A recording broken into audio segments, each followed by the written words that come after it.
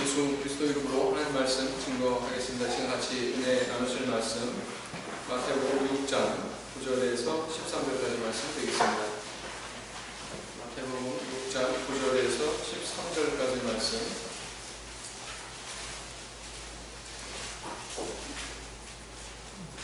우리 성도님들이 먼저 읽으시겠습니다. 9절 시작.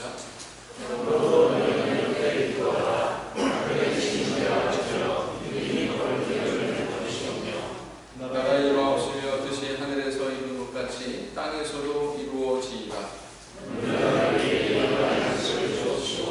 우리가 우리에게 죄 지은 자를 사하여 준 것 같이 우리 죄를 사하여 주옵시고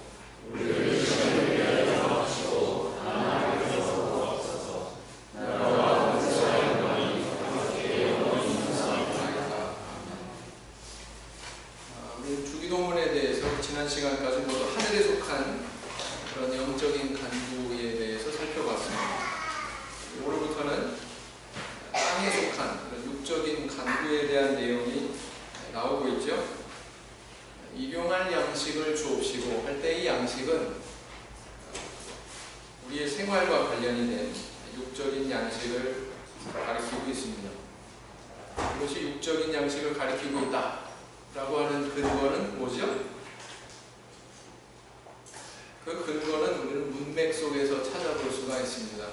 뒤이어 나오는 본문을 보시면은 6장 34절에 무엇을 먹을까, 무엇을 마실까 염려하지 마라. 이거 영적인 거 얘기하는 거예요? 육적인 거 얘기하는 거예요? 너희 보물을 하늘에 쌓아두라.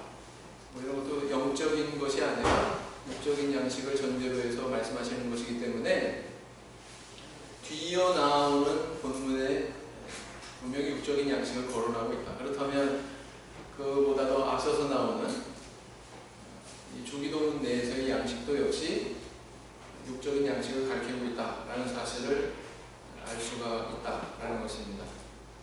우리는 가끔 하나님께 이렇게 신령하고 거룩한 어떤 영적인 문제만 구해야지 이런 뭐 시시한 땅에 속한 육신에 속한 것까지도 이렇게 간구하는 것은 어찌 보면 좀 불경한 것, 어찌 보면 좀 수준이 낮은 것 이렇게 착각하는 경우도 있습니다. 그러나 그것이 아니다. 주기도문 안에 이렇게 육적인 양식을 위해서 간구하는 내용이 엄연히 이렇게 존재한다는 것은 우리가 육적인 영역에서도 기탄 없이 우리 하나님께 기도해야 된다는 것을 반영하고 있습니다. 맞습니까? 그래서 예수님은 이 땅에 환영으로 오신 것이 아니었죠. 2000년 전에 이 땅에 인간의 몸을 입고 나타나셨기 때문에 때로는 배고프고 때로는 피곤하고 때로는 먹을 것을 드셔야만 됐습니다. 인간의 이런 연약함을 친히 체험하시고 아셨기 때문에 굶주림의 고통이 어떤 것인지. 예수님 시험 받기 전에 광야에서 며칠 동안 금식하셨어요?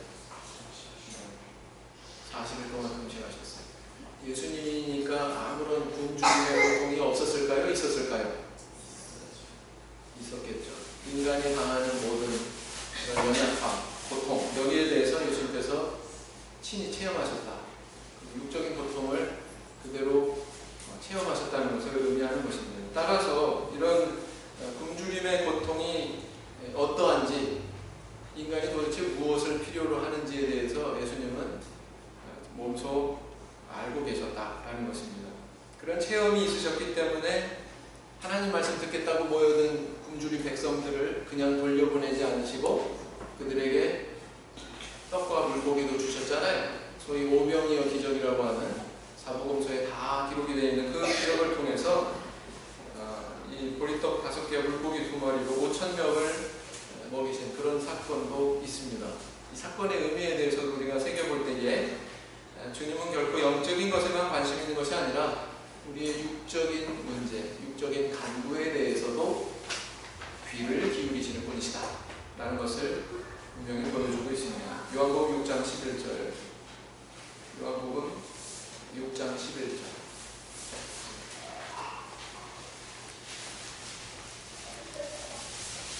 요한복음 6장 11절 말씀이 되겠습니다.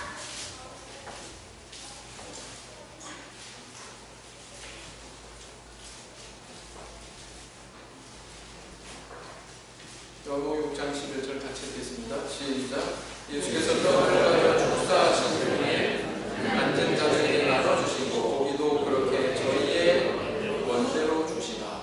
저희의 원대로 주시다. 이렇게 기록하고 있죠.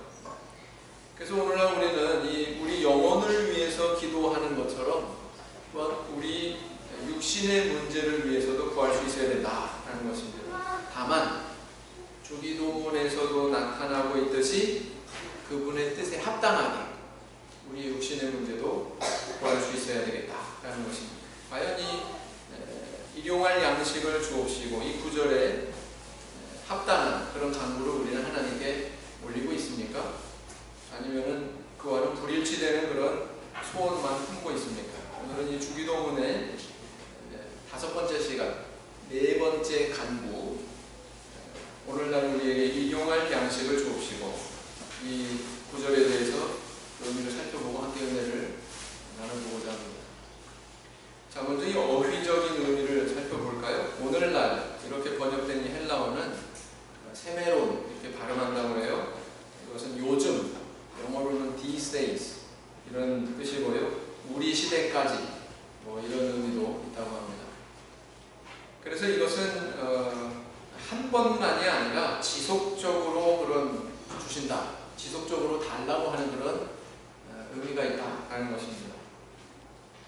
또 일용할 그랬는데 일용할 이 단어는 필요한, 생존을 위한 이런 뜻이라고 해요.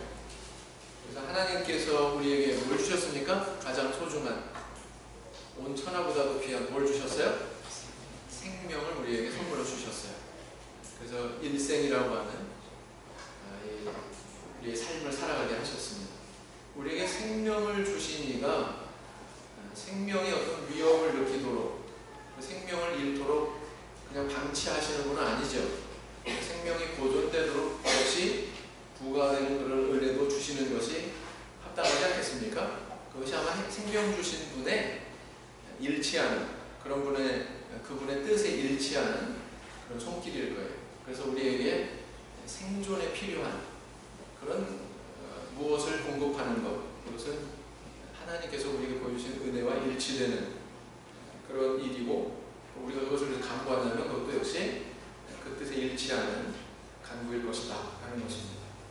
그래서 여기서 양식이라고 하는 단어가 또 등장하는데 이것은 떡, 그 다음에 식사, 또 하나 특이한 점은 뭐냐면은 하나님의 성전에 진열되어 있었던 진설병, 성전에 이렇게 놓여있던 떡을 역시 알토스라고 하는 단어를 쓴다고 해요. 그래서 이처럼 문자적으로 접근해서 그 뜻을 살펴봐도 역시 양식이라고 하는 것은 육적인 양식을 가리키고 있다라는 걸 알 수 있으니까 없습니까? 있다라는 것입니다.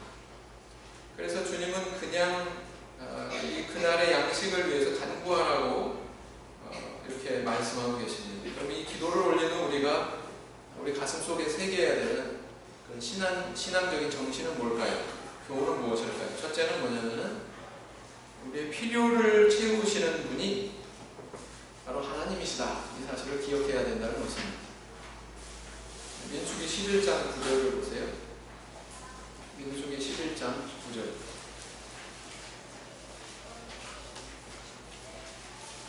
민수기 11장 9절 말씀을 보겠습니다. 민수기 11장 9절 말씀.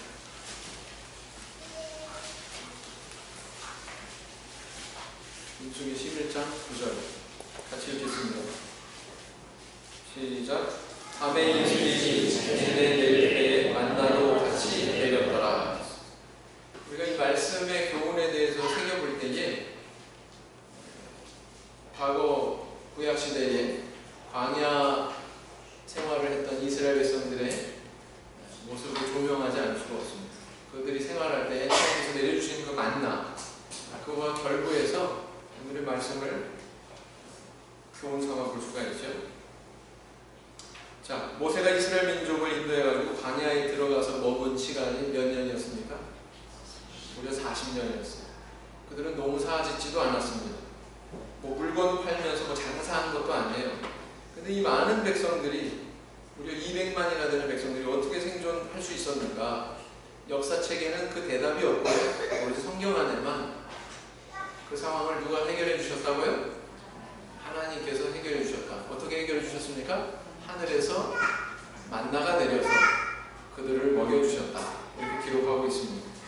그런데 이게 실질적으로 물리적인 그런 수량을 따져보면 보통 분량이 아니었구나 라는 것을 알 수가 있습니다. 생각해 보세요. 사람이 하루에 먹는 양이 얼마나 될까요? 한 1kg는 먹는 것 같아요. 대충. 그죠? 대충 1kg라고 잡았을 때 남녀노소 다 할 것 없이 200만이나 되는 인구가 몸집이 좀 큰 사람은 더 먹었을 거 아니에요. 작은 사람은 좀 적게 먹었어. 한 1kg를 잡고 200만 명이 실컷 먹을 만큼 거두어들였다 라고 할 것 같으면 몇 킬로예요?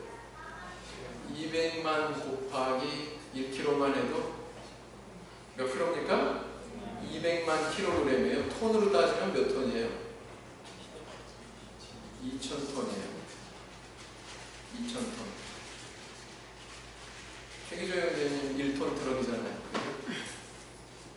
그게 몇 개 있어야 돼요? 2,000개. 어마어마한 분량이죠. 이것을 하나님께서 매일 내려주셨어요. 몇 년 동안요? 무려 40년 동안.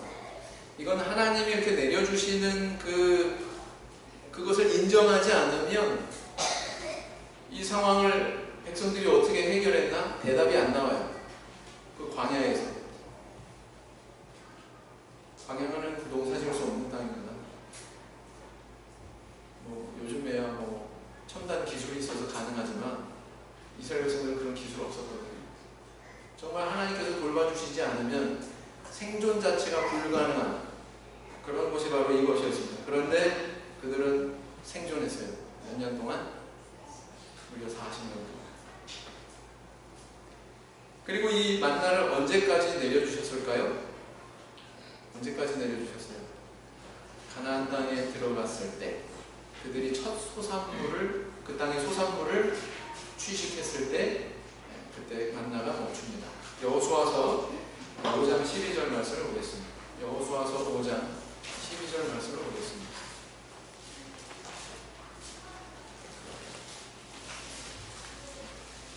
여호수아서 5장 12절 말씀. 여호수아 5장 12절 말씀.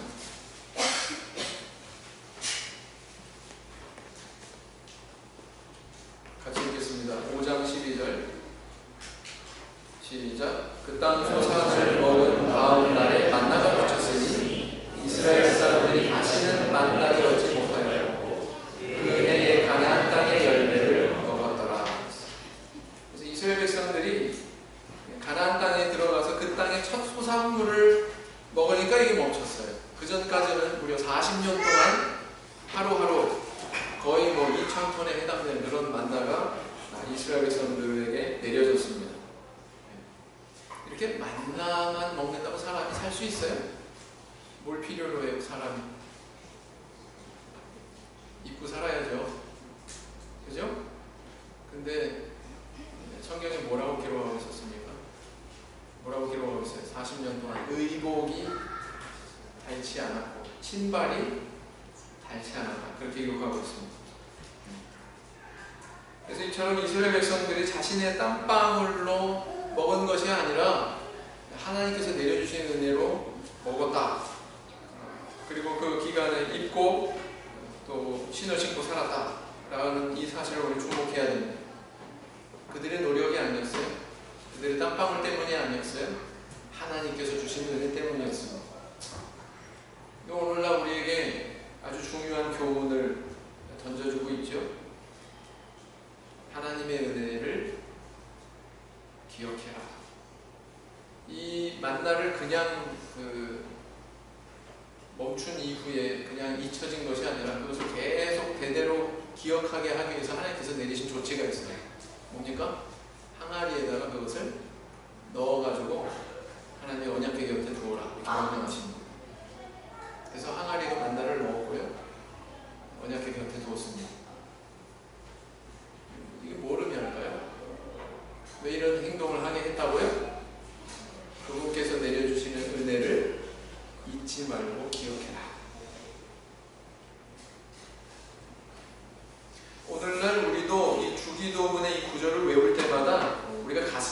섬겨야 되는 신앙이 있다.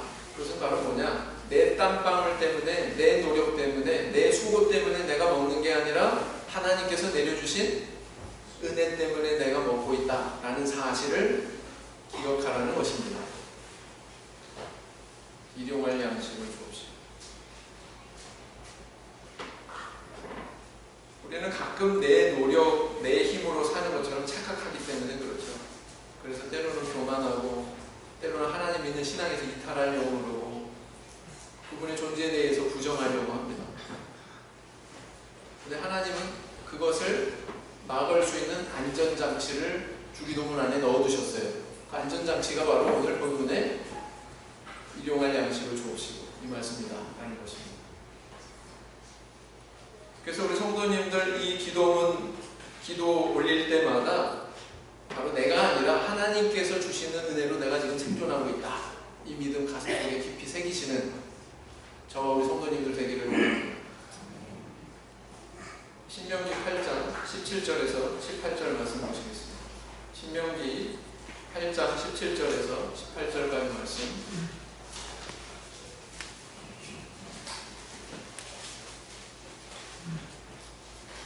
8장 17절, 18절 같이 읽겠습니다. 시작. 또 두렵건대 내가 마음에 이르기를 내 눈과 내 손의 힘으로 내가 이 재물을 얻었다 할까 하노라. 내 하나님 여호와를 기억하라. 그가 내게 재물을 얻을 능을 주셨으며 이같이 하시면 내 열조에게 맹세하신 언약을 오늘과 같이 이루려 하시니라. 하나님이 원하시는 바, 내게 부어지는 모든 생존의 은혜 하나님께서 주시는 것이다. 이거 인정하는 신앙입니다. 두 번째, 물질에 대해서 과욕 부리지 말고 만족할 줄 알아라 라는 의미를 우리에게 가르쳐주고 있습니다. 출애굽기 16장 25절을 보시면, 출애굽기 16장 25절을 보시겠습니다. 출애굽기 16장 25절.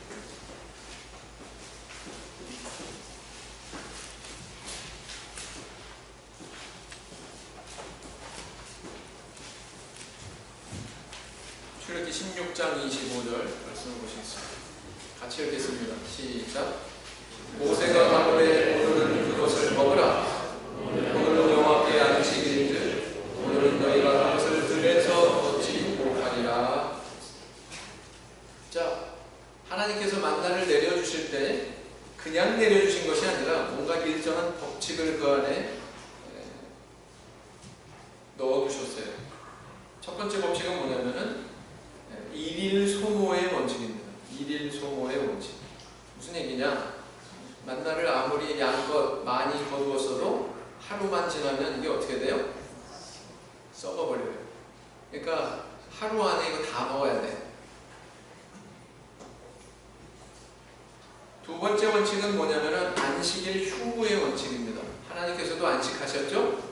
안식일날 만나 내려주셨어요? 안 내려주셨어요? 안 내려주셨어요. 그러니까 하루만 지나면 썩던 만나, 이틀이 돼도 안 썩는 그런 날이 있었는데 그것은 바로 언제냐면 안식일입니다. 안식일을 예비하기 위해서 이틀치를 그 전날에 거뒀음에도 불구하고 안식일이 도래하면 썩어요? 안 썩어요? 안 썩어요. 이거 참 신비로운 사실 아닙니까? 이 일이 몇 년 동안 계속 반복된 거예요. 무려 40년 동안 반복돼요. 그래서 이것은 부지런한 자나 게으른 자에게도 다 어떻게 보면 시험거리죠. 부지런한 사람은 어땠을까요? 나가서 더 많이 걷어가지고 자기 위의 용량보다 더 많이 걷어가지고 아마 들어왔을 거예요. 그런데 소용없더라. 그 다음날 되면 다 썩어버리더라. 게으른 사람은 어땠을까요? 게으른 사람은 미리 예비하지 못하고 안식일 전날에 2배를 거둬야 되는데 미리 예비하지 못하고 안식일이 혹시 얻을까? 그래서 나갔더니 있어요? 없어요? 없더라.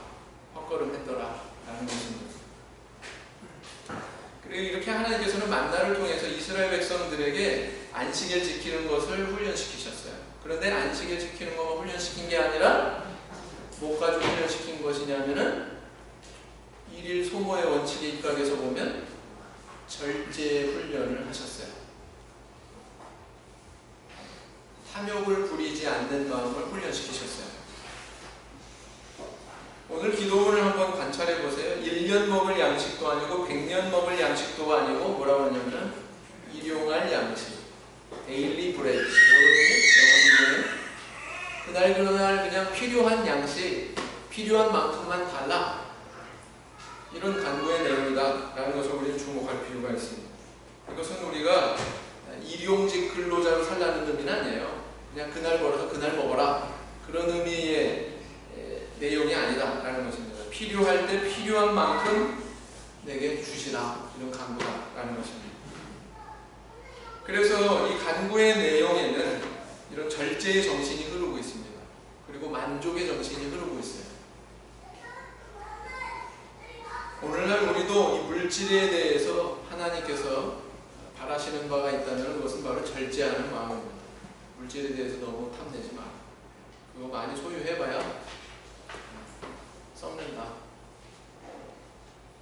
여러분, 은행에 맡겨둔 돈이 썩어요, 안 썩어요? 네? 썩는다고요? 은행에 맡겨둔 돈이 썩어요?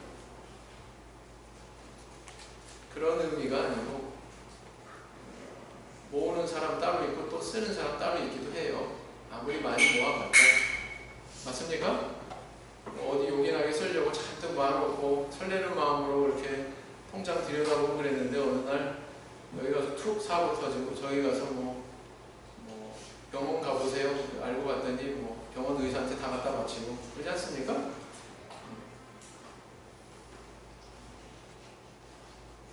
하나님께서는 오늘날 우리가 물질에 대해서 절제하기를 바라세요. 필요 이상의 것에 탐욕을 부리지 말라고 하십니다. 왜? 그것이 오히려 우리를 불행하게 하고 우리 고통스럽게 하기 때문에 그렇습니다.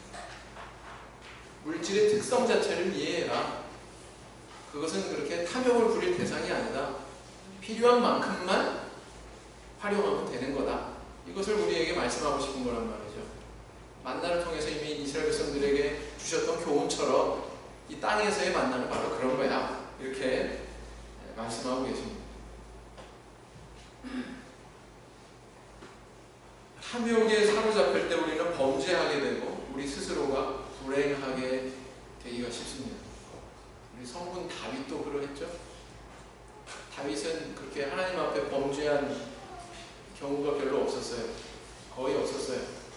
부족한 부분이 딱 2번 있었습니다. 그런데 다윗이 아주 큰 범죄를 저질렀을 때에 하나님께서 그에게 뭐라고 말씀하십니까? 사무엘하 12장에 보면은요, 이렇게 말씀하고 계세요.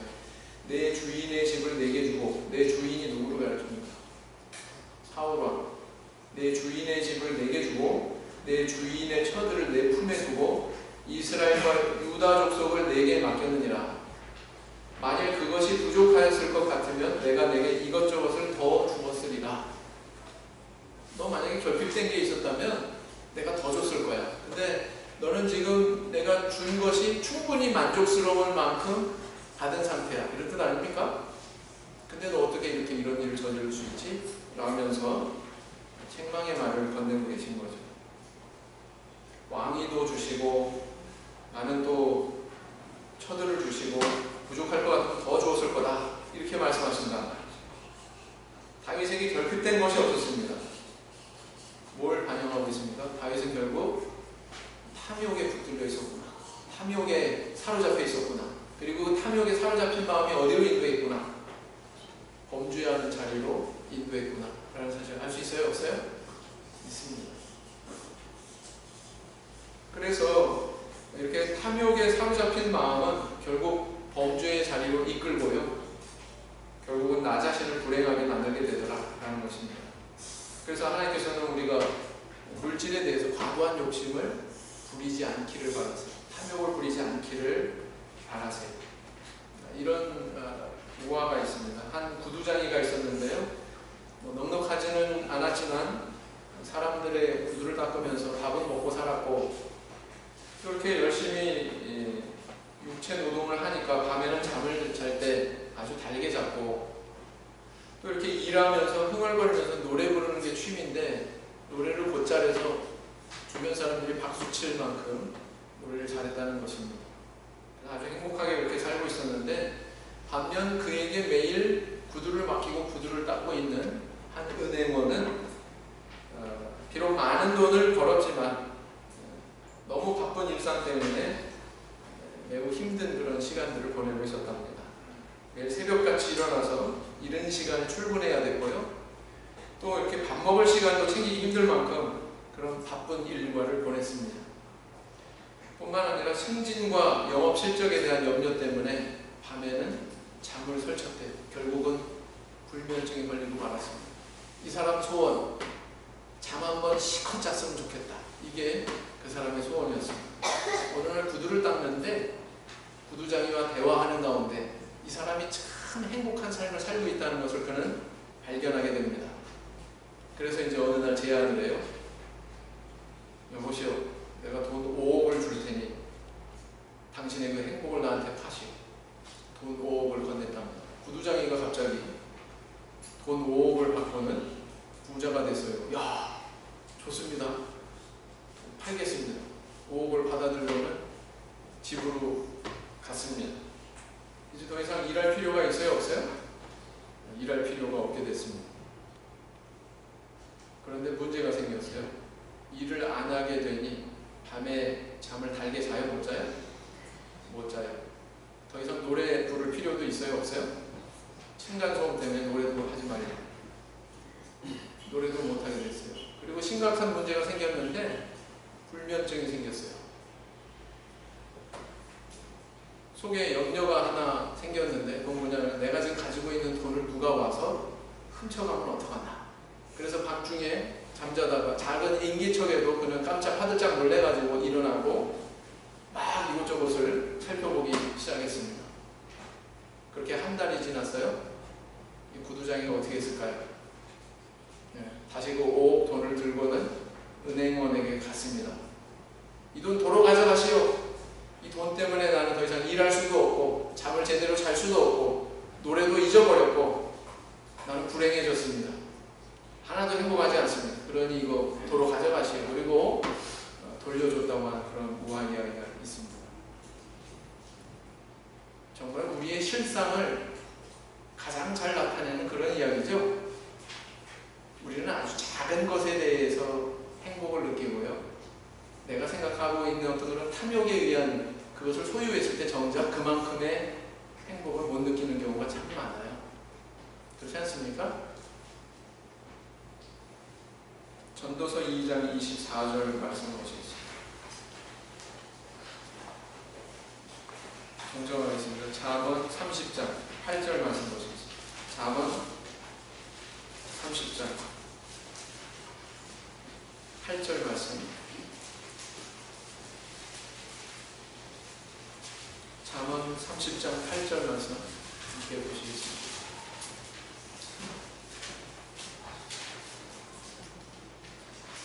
같이 읽겠습니다. 시작. 곧 헛함과 거짓말을 내게서 멀리하옵시며 나로 가난하게도 마옵시고 부하게도 마옵시고 오직 필요한 양식으로 내게 먹이시옵소서. 아굴이라고 하는 사람이 기록한 기도문이죠.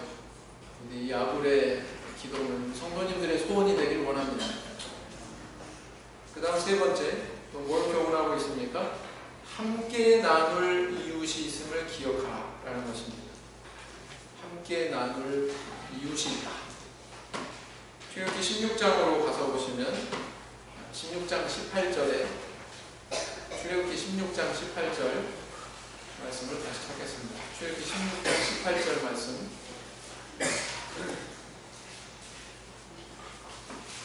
같이 읽겠습니다. 시작. 오멜로 베어 던진 많이 거둔 자도 남음이 없고 적게 거둔 자도 부족함이 없이 각기 식량대로 거두었다. 자, 이게 하루만 지나면 이렇게 썩어버리니까 만나라고 하는 것은 계속 가지고 있을 필요가 없었다라는 것입니다. 그래서 많이 거둔 자는 어떻게 했느냐? 적게 거둔 자에게 나눠줬고 적게 거둔 자는 많이 거둔 자로부터 얻었다. 그래서 모자라는 사람도 없고 남는 사람도 없었다. 이렇게 이야기를 하고 있습니다. 근데 오늘 이 기도문의 내용 가운데에서 오늘날 나에게 일용할 양식을 주옵시고가 아니라 뭐라고요? 오늘날 우리에게, 이렇게 얘기하죠. 우리에게 주신다고 이렇게 표현하고 있습니다. 여기에는 어떤 공동체를 의식한 사상이 투영이 되어 있어요. 나, 너 혼자가 아니라 바로 우리라고 이렇게 표현하고 있다는 사실입니다. 이 세상의 물질은 어때요? 제한되어 있습니다. 저 사람이 소유하면 나는 소유 못하고요. 내가 소유하면 저 사람은 소유 못할 수 있고, 또 나는 풍요로울 때 저 사람은 부족할 수 있고, 저 사람이 풍요로우면 나는 상대적으로 결핍될 수 있고, 그게 이 땅의 재화고 이 땅의 물질입니다. 그렇죠? 한국의 주택보급률은 이미 가구수에 비해서 포화 상태라고 합니다. 그런데 내 집 없는 사람이 너무 많아요. 저도 없어요. 대한민국의 집을 2채 이상 소유한 자가 2008년 현재 좀 시간이 됐죠. 105만 가구에 이른답니다. 105만 가구에 이르는데 다주택 소유자의 평균 소유 주택 수는 몇인 줄 아세요? 5채래요. 평균이. 대단하죠? 그러면 엄청나게 많은 사람들이 엄청나게 많은 집들을 소유하고 있다는 뜻 아니겠습니까? 일부 소수의 사람들이.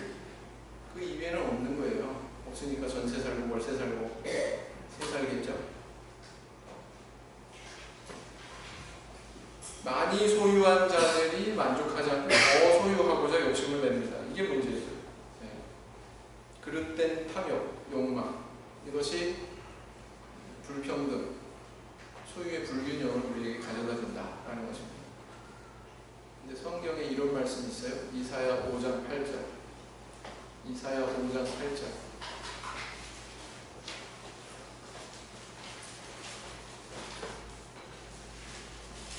이사야 5장 8절 말씀. 이사야 5장 8절 말씀.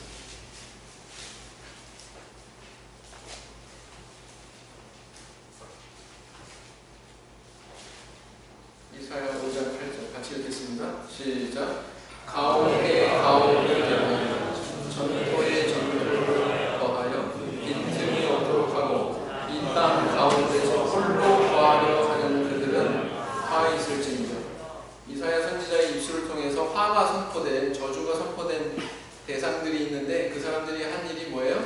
가옥에 가옥을 연한, 전토에 전토를 더한 사람들. 현재 지구상에는요, 전 인류가 먹고 살 만한 식량이 생산될 수 있는 충분한 여건이 된답니다. 그럼에도 불구하고 굶는 사람이 많아요, 적어요? 많아요. 기독교 세계 연간 통계 자료에 따르면 매년 3,500만 명이 굶주려 죽고 있습니다. 어마어마한 숫자죠. 이거 어마어마한 숫자죠.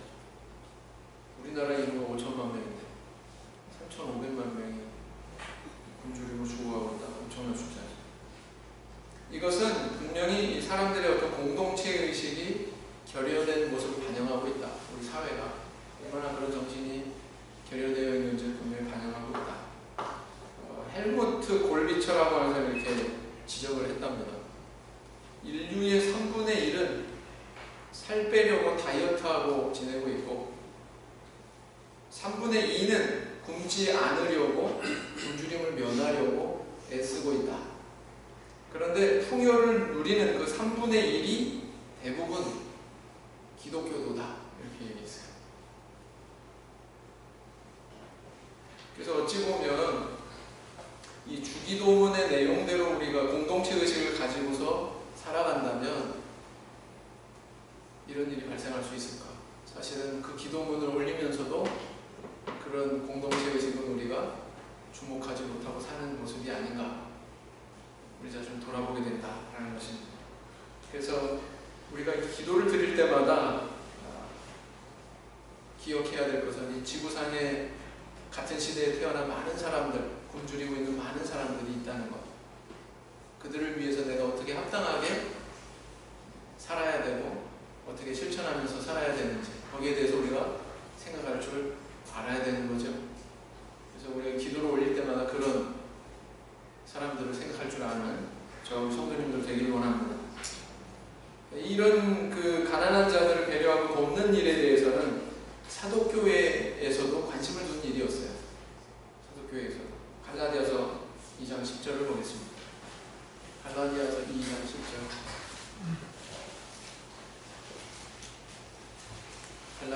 2장 10절 말씀을 보겠습니다. 같이 읽겠습니다. 갈라디아서 2장 10절 시작. 다만 우리에게 가난한 자를 생각하는 것을 부탁하고 있으니 이것을 나도 본래 힘써 행하노라. 바울 사도가 한 말이죠. 그 다음 네 번째, 또 우리에게 뭘 교훈하고 있습니까? 썩지 않는 양식을 위해서 살아라 라는 것을 의미하고 있습니다. 다시 출애굽기 16장으로 돌아가겠습니다. 출애굽기 16장.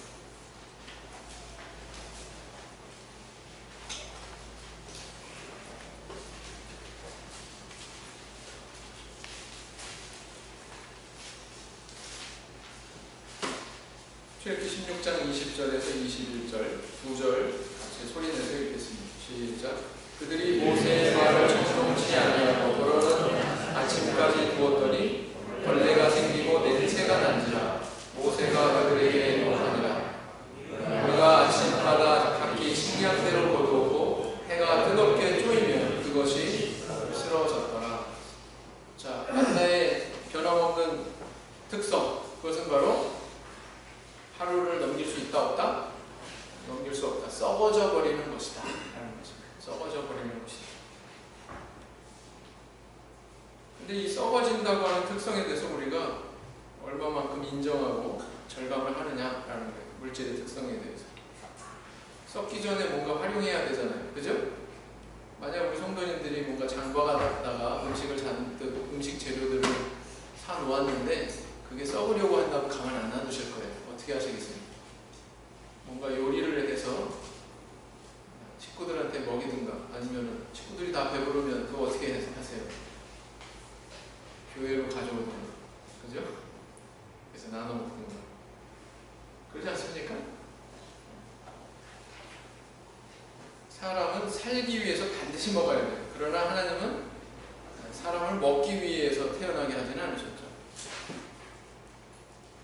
먹기 시합이 있더라고요. 먹기 시합 보셨어요? 먹기 시합.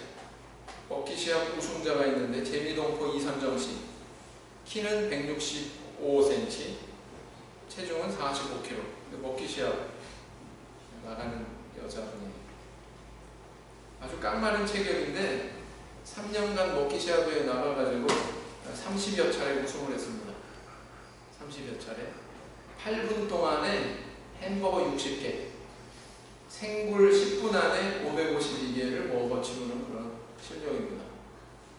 TV에서도 뭐 세계 뭐 화제 뭐 이런 데 나와서 잠깐 보니까요, 이건 먹는 게 아니라 쓸어 넣더라고요.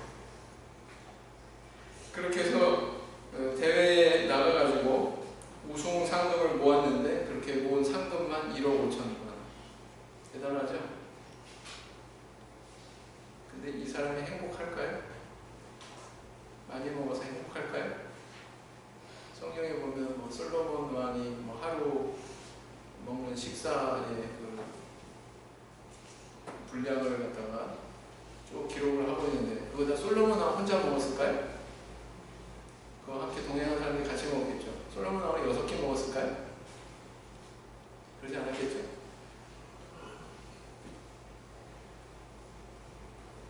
이스라엘 백성들은 광야에서나 생활할 때 이 만나를 먹었지. 이 만나도 나중에는 싫어한다고요. 나중에. 이 박한 식물을 우리가 싫어하노라 얘기하잖아요. 그죠?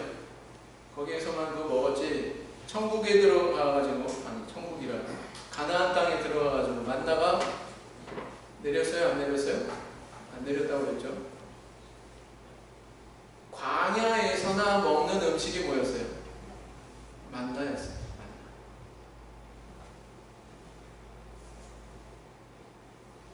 왜 가나안 땅에서는 그걸 먹을 수도 없었지만 먹고 싶은 마음이 없었을까요? 더 풍성한 다양한 그런 요리들이 있기 때문에, 다양한 음식들이 있었기 때문에 더 이상 그거 먹을 필요도 없었다. 만나를 먹을 이유가 없었다라는 것입니다. 마찬가지죠. 우리가 지금 이 땅에서 누리는 물질들 그 천국에 못 갖고 가요. 단 500원, 그죠? 단 100원도 동전 하나도 못 갖고 가요. 네, 거기에는 이 땅에서 누리는 거와는 비교할 수 없을 마치 가나안 땅의 풍성한 그런 다양한 식재료처럼, 다양한 음식들처럼 더 풍요로운 것들이 우리를 기다리고 있기 때문에. 그러면 이 땅에서의 물질은 뭐냐? 효용 가치는 뭐냐라는 것입니다. 썩어져 버리는 건데, 이 땅에서의 것은 뭘로 활용해요? 이거를 성경 우리에게 이야기합니다. 저 영원한 나라에 이르기 위해 준비하는 도구로 삼아라. 하늘에 저축해둬라. 저 나라에서 생활할 것을 준비하는 도구로 삼아라. 이렇게 우리에게 이야기하고 있다는 사실입니다. 그것이 이 땅에서의 물질의 효용 가치다. 이것이 우리가 신앙인으로서 소유해야 되는 물질관이다. 그 우리에게 말씀하고 계시다라는 것입니다. 요한복음 6장 27절에 뭐라고 하셨어요? 요한복음 6장 27절에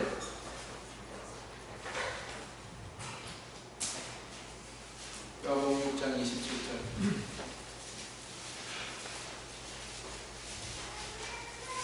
같이 읽겠습니다. 시작.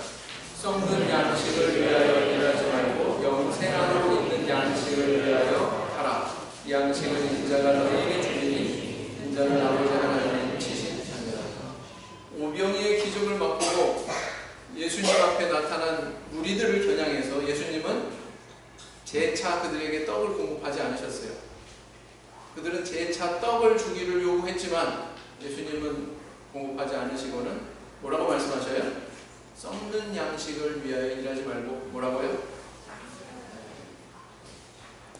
영원한 양식, 영생하도록 하는 양식을 위해서 일해라. 이렇게 이야기하셨다는 사실입니다. 우리 교회 한 목자님이 신학원에 입학시험을 보고 면접시험에서 면접관하고 오간 대화의 내용입니다. 다니던 직장 연봉이 얼마인가? 네, 7천입니다. 목회자 사례금이 얼마인지 아나? 예, 압니다. 그래도 목회하겠는가? 돈이 인생의 전부는 아니잖아요. 제가 직장 다니면 돈은 벌지만 제 영혼이 망가지는 것은 도저히 견딜 수가 없었습니다. 육신의 문제는 모두 하나님이 해결해 주실 것으로 믿고 지금 기도하고 있습니다. 그리고 합격했어요. 우리 교회에서 목자님 하고 있습니다. 이거는 목자님뿐만이 아니죠. 이런 가치, 이런 사상은 우리 모든 성도님들이 다 소유해야 되는 그런 신앙인의 가치인 줄 믿습니다. 하나님은 오늘 하루하루 우리에게 필요한 양식을 공급해 주시는 분입니다.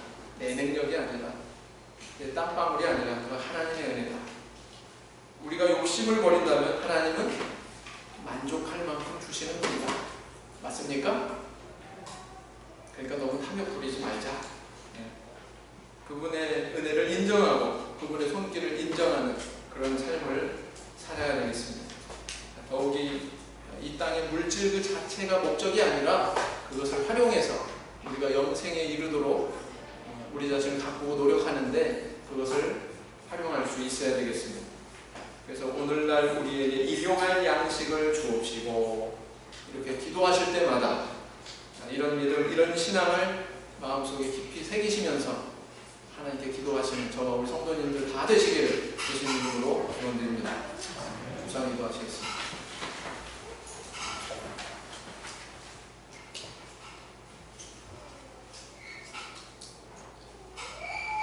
아멘.